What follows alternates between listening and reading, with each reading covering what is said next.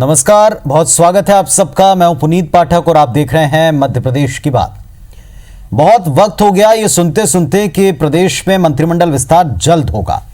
Corona संकट को लेकर वक्त नाजुक था, सो सत्ता पक्ष को भी पर्याप्त अवसर मिला, लेकिन यह भी उतना ही सच है कि हर गुजरते दिन के साथ सत्ता पक्ष हो या विपक्ष, विधायकों की बेचैनी बढ़ती गई। सोशल डिस्टेंसिंग के इस दौर में भी मंत्री पद की चाह रखने वाले नेता आलाकमान के दरबार में लगातार दस्तक देते रहे।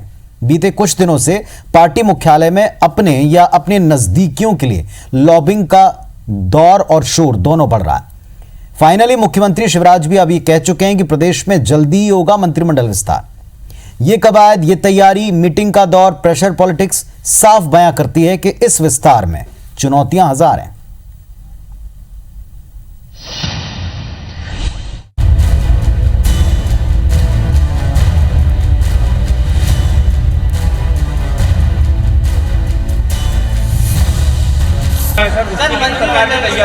जल्दी वरिष्ठ नेता बनाएंगे तब बन जाएंगे। इंतजार लंबा हो गया। कब करेंगे मंत्रिमंडल का विस्तार हो जाने। मैं शिवराज सिंह चौहान। मध्य प्रदेश में बीजेपी ने सरकार भले ही बना ली हो, पर बागियों के कंधे पर बनी सरकार में बीजेपी के अंदर अंतर्कलह को बढ़ा दिया है। हालात ये हैं कि शिवराज सिंह चौहान को मुख्यमंत्री बने 2 महीने से ज्यादा का वक्त हो गया है, पर कोरोना संकट के बीच सरकार के मंत्री के नाम पर महज 5 चेहरे हैं, क्योंकि बीजेपी विधायकों के दावों के बीच मंत्री पद को लेकर पार्टी के अंदर घमासान मचने की संभावना है। लिहाजा पिछले 1 महीने से बीजेपी के नेता रोज बैठक कर रहे हैं। माना जा रहा है कि मध्य प्रदेश मंत्रिमंडल के विस्तार के बाद बीजेपी में बगावत हो सकती है। कांग्रेस भी इसी मौके के इंतजार में है। अब कब करेंगे मंत्रिमंडल का विस्तार हो जाने। रोज ही हम तो पिछले 15 दिन से सुन रहे हैं होने वाला है, होने वाला है, होने वाला है। अब जब होएगा तब देखा जाएगा क्या होता है। मंत्रिमंडल की तैयारी मुझे लगता है कि जल्दी ही माननीय मुख्यमंत्री जी इस पर जल्दी ही मुझे लगता है विचार करके और मंत्रिमंडल का गठन जल्दी होगा। मंत्रिमंडल विस्तार के साथ बीजेपी उपचुनाव को लेकर भी घमासान है। सालों तक एक दूसरे के खिलाफ चुनाव लड़ने वाले नेताओं को एक मंच पर लाना बीजेपी के लिए चुनौती है। कांग्रेस से बगावत कर बीजेपी में शामिल हुए कांग्रेस के पूर्व विधायक उपचुनाव के अलावा मंत्रिमंडल में बीजेपी नेताओं के सामने चुनौती बने हैं। ऐसे में इनके लिए उपचुनाव की राह इतनी आसान नहीं है। तुलसी सिलावट के खिलाफ प्रेमचंद गुड्डू खुलकर मोर्चा खोले हुए हैं। गोविंद राजपूत के खिलाफ पूर्व प्रत्याशी राजेंद्र सिंह मिकलपुर और पूर्व विधायक पारुल साहू ने मोर्चा खोल दिया है। वहीं मुन्नालाल गोयल की जीत में बीजेपी के सतीश सिकरवार, अनूप मिश्रा रोड़ा है। प्रद्युम्न सिंह तोमर और जयभान सिंह पवैया के खटास जग जाहिर है। मुरैना की 5 सीटों पर बागियों के सामने बीजेपी के नेता चुनौती हैं। यही हाल बाकी सीटों का है। हमारी पूरी पोलिंग तक की तैयारी हम लोगों ने कर ली है। इनको किसी भी स्थिति में तुलसी सिलावट को हम चुनाव सामने से जीतने नहीं देंगे। स्वाभाविक रूप से मन में दिन 2 दिन 4 दिन वो बात रहती है, गुस्सा भी आती है, मन को लगता भी है, लेकिन फिर नॉर्मल हो जाता है। कार्यकर्ता जब सहमत होता है तब काम करता है, और कार्यकर्ता की सहमति नहीं होती है तो कार्यकर्ता घर पे बैठ जाता है। 22 लोगों ने जो एक मध्य प्रदेश के विकास के लिए, प्रगति के लिए, किसानों के लिए जो कुर्बानी और त्याग और समर्पण किया है, ये पूरा मध्य प्रदेश जानता है। मध्य प्रदेश में ज्योतिरादित्य सिंधिया खेमे और कांग्रेस से बीजेपी में आए नेताओं में से 8-9 लोगों को मंत्री बनाए जाने के साथ ही शिवराज के पिछले शासनकाल में मंत्री रहे विधायकों को फिर से मौका देने पर सहमति बनने के संकेत हैं, पर 1-2 नाम को लेकर मशक्कत जारी है। केंद्रीय नेतृत्व से चर्चा के बाद ही इस पर अंतिम निर्णय होगा। हालांकि प्रदेश संगठन चाहता है कि नए लोगों को भी मौका दिया जाए। ऐसे में कैबिनेट विस्तार को लेकर कई चुनौतियां हैं। अगर मंत्रिमंडल विस्तार से नाराज हुए विधायकों ने यदि अंदरूनी तौर पर कांग्रेस का साथ दे दिया तो निश्चित ही प्रदेश में अगले कुछ दिनों में सियासत फिर से बदली हुई दिख सकती है। सुधीर दंडोतिया, IBC 24, भोपाल। तो मौजूदा दौर में विपक्ष तो साफ कह चुका है कि उसका जोर और उसका पूरा फोकस पूरी तरीके से उन 24 सीटों पर है जहां उपचुनाव होने हैं। जाहिर सी बात है कि यहां कांग्रेस पार्टी को या विपक्ष को इंतजार है इस मंत्रिमंडल विस्तार का, उससे असंतुष्ट और असंतुष्टों को अपने खेमे में लाने या उनके अपने खेमे में वो कितना नुकसान करते हैं उससे जो राजनीतिक लाभ है उसको उठाने की तरफ। लेकिन सत्ता पक्ष की दोहरी चुनौती, पहली चुनौती जो खेमा उनके साथ शामिल हुआ है, उन सब को लेकर कुछ ना कुछ करार, कुछ ना कुछ वायदा हुआ है, उसे पूरा करना है और ये आलाकमान की तरफ से निर्देश और संकेत पहले मिल चुके हैं। दूसरी तरफ जो अपनी पार्टी के नेता, जो उन नेताओं के सामने खड़े होकर चुनाव लड़े थे, भले ही वो हार क्यों ना गए हों, अब उनको कैसे मनाया जाए, उनको कैसे एडजस्ट किया जाए। और पिछली सरकार में एक लंबा तजुर्बा रखने वाले जो तमाम नेता हैं, उनके एडजस्टमेंट की भी एक बड़ी चुनौती। इसीलिए कहा जा रहा है कि अब की बार इस मंत्रिमंडल विस्तार में काफी कुछ ऐसा है जो मुखिया को परेशान कर रहा है, जो आलाकमान को परेशान कर रहा है। हमारे साथ में एक पैनल जुड़ेगा जिसके साथ हम चर्चा की शुरुआत करेंगे। हमारे साथ में उमाशंकर गुप्ता जी, पूर्व मंत्री, ये जुड़ चुके हैं। कमलेश्वर पटेल साहब, पूर्व मंत्री, ये भी जुड़ गए हैं। और दिनेश गुप्ता जी, वरिष्ठ पत्रकार, भी जुड़े हैं। उमाशंकर गुप्ता जी, जो अब की बार भारतीय जनता पार्टी सत्ता में लौटी है, उसके सामने एक पूरा का पूरा खेमा आपके साथ आया है। तब से लेकर अब तक मंत्रिमंडल विस्तार में सबको एडजस्ट करना एक चुनौती किसी के लिए भी होती है, तो पार्टी के लिए भी चुनौती है। अब की बार ये जो तारीख पर तारीख टल रही हैं, इस बीच जो खींचतान और प्रेशर पॉलिटिक्स दिख रही है, भले इसको नकारा जाए, उन सब के बाद कब तक ये तारीख सामने आएगी और किस तरह का कोई फॉर्मूला सेट हुआ है क्या कि कैसे आप मंत्री बनाएंगे और किनको आप टिकट देंगे?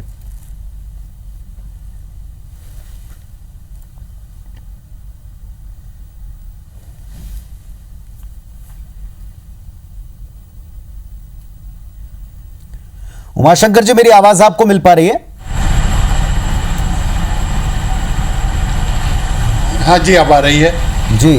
नमस्कार आप तीनों को, बहुत स्वागत है आपका इस मंच पर चर्चा के लिए। गुप्ता जी, पहला सवाल आप ही से था।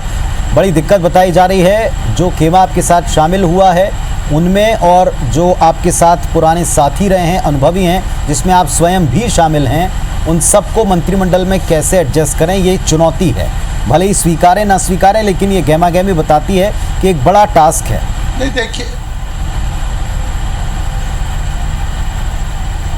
देखिए चुनौती हमेशा रहती है राजनीति में जी। अभी हमारे नए साथी आए हैं, इसके कारण ही चुनौती, ऐसा नहीं है। जब भी किसी भी पार्टी की सरकार बनती है और उस समय उसमें से कुछ लोगों का चयन, ये सहज ही एक चुनौती होता है, क्योंकि अनेक लोग सब बराबरी के होते हैं, उनमें से किसी एक को लेना, सारा संतुलन बनाना, तो ये तो राजनीति तो चुनौती का ही खेल है। इसलिए कोई अतिरिक्त चुनौती है ऐसा मैं नहीं मानता। हमारे कुनबे में बढ़ावा हुआ है, उन सबको लेकर और बैलेंस बनाकर चलना है। और मुझे लगता है कि ये बातें अनावश्यक रूप से ज़्यादा चर्चा में है। ऐसी कोई चुनौती नहीं है, सामान्य जो चुनौती रहती है वो चुनौती है, और उस चुनौती से भी रास्ता निकाल के मंत्रिमंडल भी बनेगा और पार्टी भी आगे बढ़ेगी और सरकार जनता की सेवा करेगी। कमलेश्वर पटेल साहब, तो ये कुछ ज़्यादा ऐसे ही प्रचारित किया जा रहा है, कोई चुनौतियां इस समय जो पार्टी के सामने नॉर्मली होती है बस उतनी चुनौती हैं। कांग्रेस पार्टी कह रही कि अभी आप आगे देखिए क्या होता है।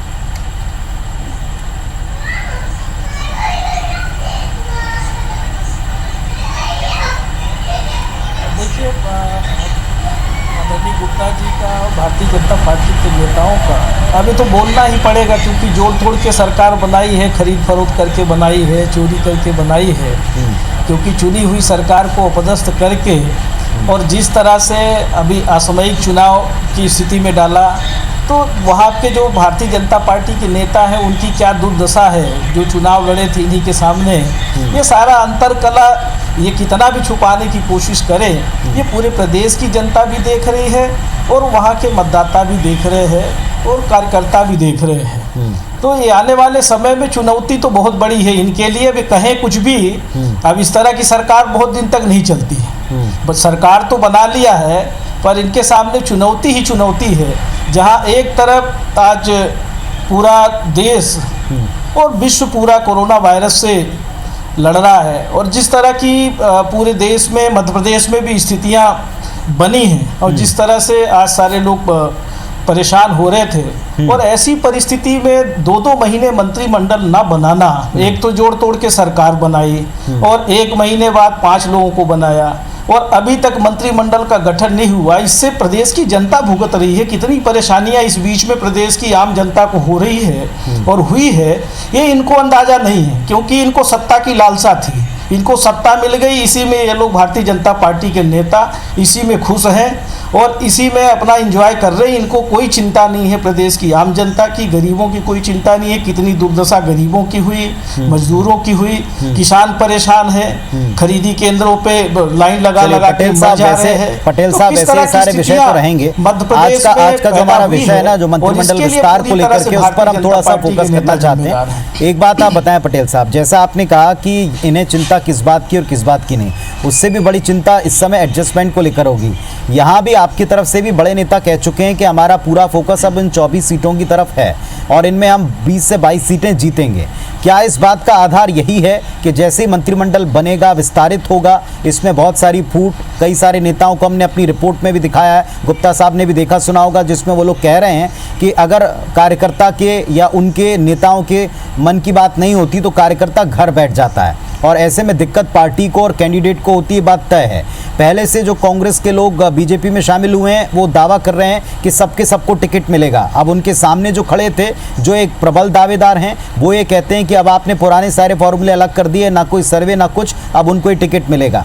क्या कांग्रेस पार्टी का जीत का दावा इसी आधार पर है कि असंतोष बढ़ेगा और मौका मिलेगा? पटेल साहब।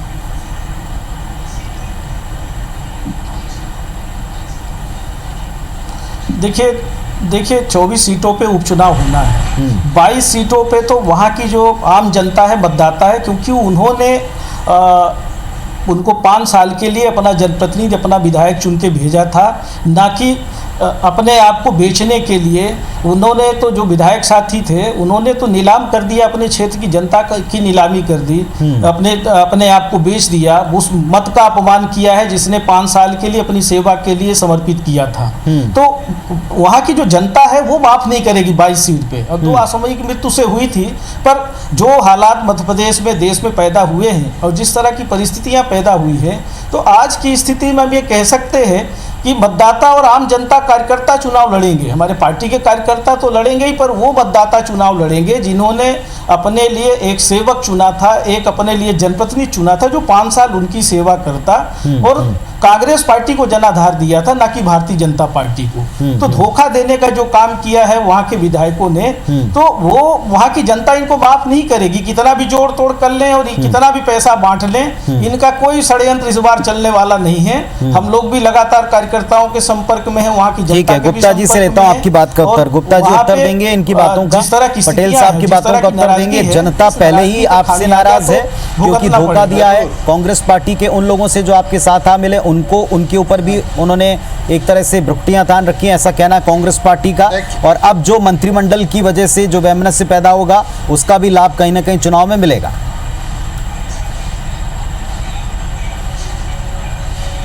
सवा साल 1.5 साल पहले कांग्रेस के झूठे वायदों के छलावे में आकर एक अल्पमत सरकार कांग्रेस की बनी थी। आदरणीय कमलेश्वर जी को ध्यान होगा कि स्पष्ट बहुमत उस समय कांग्रेस को भी नहीं मिला था, उन्होंने भी जोड़ तोड़ करके ही सरकार बनाई थी और वो सरकार ने सवा साल में कोई डिलीवरी नहीं दी।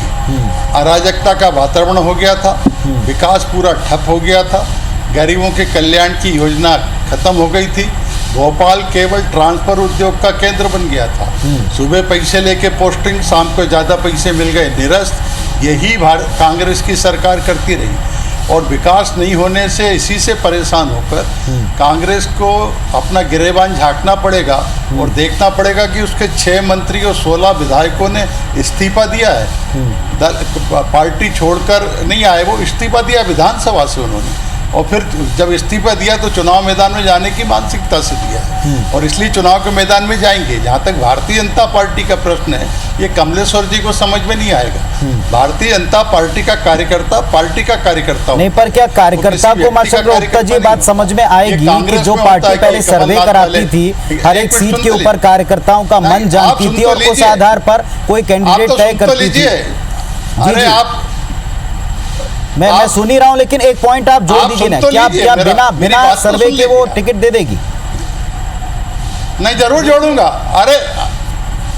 अरे आप सुनिए तो मैं सब बातों का जवाब दूंगा, धैर्य तो रखिए। आप क्यों पक्ष बन रहे हो जी? मेरा ये कहना है कि पार्टी ने उनको सबको टिकट देने का फैसला किया है और उसका आधार पर ये चिंता अब आप क्यों कर रहे हो और कांग्रेस क्यों कर रही है? ये भारतीय जनता पार्टी और वहाँ का कार्यकर्ता और जनता जिताएगी। और भारतीय जनता पार्टी के कार्यकर्ता को जो समझते हैं वो जानते हैं कि यहाँ का जो कार्यकर्ता होता है वो पार्टी का होता है, व्यक्ति का नहीं होता। ये कांग्रेस में होता है कि कमलनाथ जी वाले हैं, ये दिग्विजय सिंह जी वाले हैं, या ये फलाने वाले हैं, ये फलाना गुट है। कांग्रेस में पार्टी का कार्यकर्ता नहीं होता।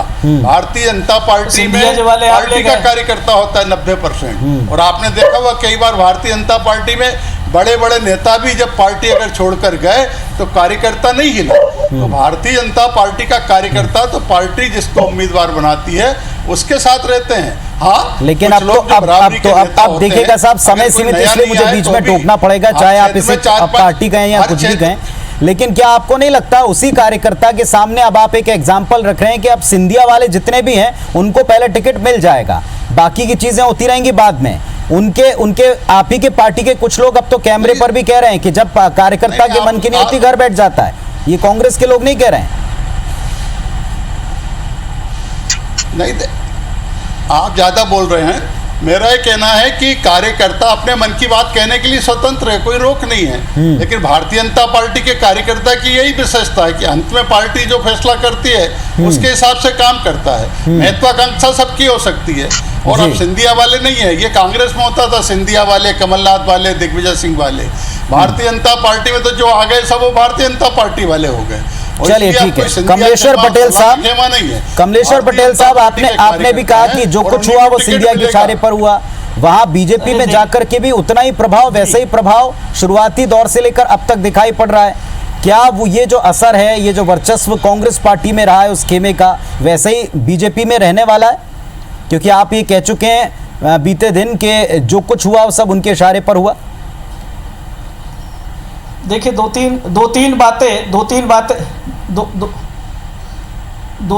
हम कहना चाहेंगे। एक तो जो आदरणीय गुप्ता जी ने आरोप लगाया कि 15 महीने का कांग्रेस पार्टी का कार्यकाल इनको दिखाई नहीं दिया, कितना व्यवस्थित काम हुआ था। इंदिरा गृह ज्योति योजना, कोई भी योजनाएं हमारी सरकार ने बंद नहीं किया था, बल्कि व्यवस्थित करके और आम गरीबों को, किसानों को लाभ देने का काम किया था। जो कर्ज माफ़ी किया, नया सवेरा योजना लागू की, मदद योजना ट्राइबल्स ब्लॉक में 89 ब्लॉक्स में लागू की, कन्या विवाह की राशि 51,000 बढ़ाया, सामाजिक सुरक्षा पेंशन 300 से 600 किया, तेंदुपत्ता का लाभांश 500 बढ़ाया प्रति।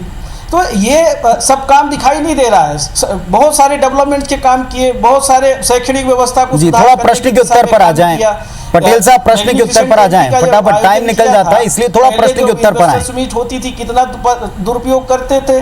नहीं जिस तरह, क्योंकि आरोप लगाया है तो जवाब देना भी जरूरी है। 15 साल का इनका भ्रष्टाचार, अभी कितने ट्रांसफर हो गए इनकी, वो तो कोई भी सरकार बनती है तो अपने हिसाब से अपने अधिकारी कर्मचारियों की पोस्टिंग करती है। ये उद्योग स्थापित नहीं कर लिए, इनके डेली आदेश निकल रहे हैं, तो ये क्या कर रहे हैं? तो इस तरह का आरोप प्रत्यारोप लगाना उचित नहीं है। सच बात तो ये है कि इनका मंत्रिमंडल का गठन होने दीजिए, इनको समझ में आ जाएगा कि क्या परिस्थितियां इनके सामने हैं। एक से वरिष्ठ नेता भारतीय जनता पार्टी के जो 5वीं, 4थी बार के, 3री बार के विधायक है, 6वीं। तो हमारे साथ में पैनल जुड़ा है और मंत्रिमंडल विस्तार पर हम इस विषय पर बातचीत कर रहे हैं। तीनों बड़े ही प्रबुद्ध लोग हैं। कमलेश्वर पटेल साहब, सीधा एक सवाल पूछा कि जिस तरह आपका भी ये कहना था जो कुछ भी घटनाक्रम घटा उसमें सिंधिया के इशारे पर सब कुछ हुआ, अभी भी आप देखें चाहे टिकट की बात हो चाहे मंत्रिमंडल विस्तार की बात हो, बताया जा रहा है कि उस खेमे को प्रेफरेंस, उस खेमे को तरजीह दी जा रही है। बाद में क्या होगा बात की बात है। जो आपके यहाँ नहीं हुआ क्या वो वहां पर भी हो रहा है?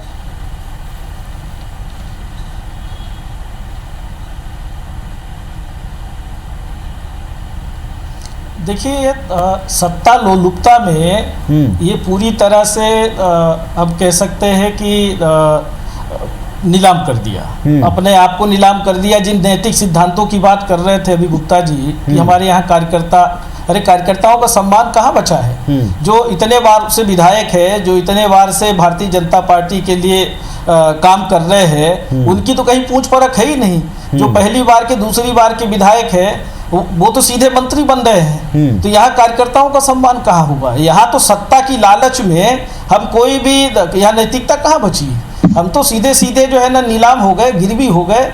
तो ये तो भारतीय जनता पार्टी का ऐसा चरित्र ही है। ये अभी बात कर रहे थे, हमारे यहाँ कोई ऐसी बात नहीं, हमारे यहाँ सब नेता एक है। तो कांग्रेस पार्टी एक विचारधारा की पार्टी है और जिस विचारधारा को लेके आज़ादी से लेके अभी तक जिस विचारधारा को लेके चल रहे हैं वो लगातार उसी विचारधारा के साथ चल रहे हैं। तो हमारे यहाँ जो भी काम होता है वो नैतिक सिद्धांतों पे काम होता है, कोई ऐसा काम हमारे यहाँ नहीं। लेकिन जिन लोगों के बारे में पटेल जी आप कह रहे हैं कि उन्होंने नीलाम कर दिया अपने स्वार्थों की वशीभूत होकर के, अब उन लोगों का जनता के दरबार में एक टेस्ट बाद में होगा, लेकिन मंत्रिमंडल में क्या उनके समर्थकों को, तमाम लोगों को जगह मिल जाएगी जो वो ये कहते हुए गए कि यहाँ उनकी सुनवाई नहीं होती थी, यहाँ उनकी पूछ परख नहीं होती थी, क्या उनकी वहाँ वो पूछ परख हो जाएगी?